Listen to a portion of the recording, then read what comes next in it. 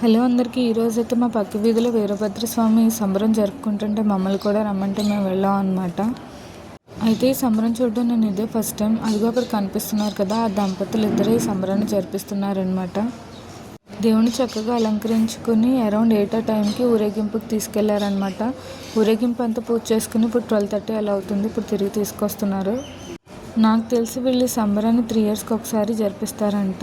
ఇక్కడ కనిపిస్తున్నారు కదా, వాళ్ళని భద్రసేవకులు అంటారనమాట. చడి తాలూకాన చేసుకుంటూ సరబ అనుకుంటూ మొత్తం ఊరేగించి తీసుకొచ్చారనమాట. ఇప్పుడు అక్కడ ఉన్న రావి చెట్టుకి వేప చెట్టుకి పూజ చేసి దాని చుట్టూ ప్రదక్షిణలు అయితే చేస్తున్నారనమాట. ప్రదక్షిణలు పూర్తయిన తర్వాత స్వామిని అయితే ప్రతిష్ఠించేశారనమాట. ప్రతిష్ఠించిన తర్వాత ఆయనకి నైవేద్యం పెట్టడం కోసమని ఏర్పాట్లు అయితే చేస్తున్నారు. స్వామికి పెట్టే నైవేద్యంలో ఎక్కువగా వరిపిండి అయితే యూస్ చేస్తారంట. సో ఇలా ప్రసాదం అయితే ఆయనకు తినిపించిన తర్వాత వచ్చిన భక్తులందరికీ ఆయన ప్రసాదాన్ని పంచిపెడుతున్నారనమాట. సో అలా ఈ ఆంటీయే చేస్తున్నారు మొత్తం ప్రాసెస్ అంతా. ఈ లోపల భోజనాలు స్టార్ట్ చేశారు. సో అన్ని వెజిటేరియన్ ఫుడ్స్ అన్నీ కూడా చాలా చక్కగా ఉన్నాయి.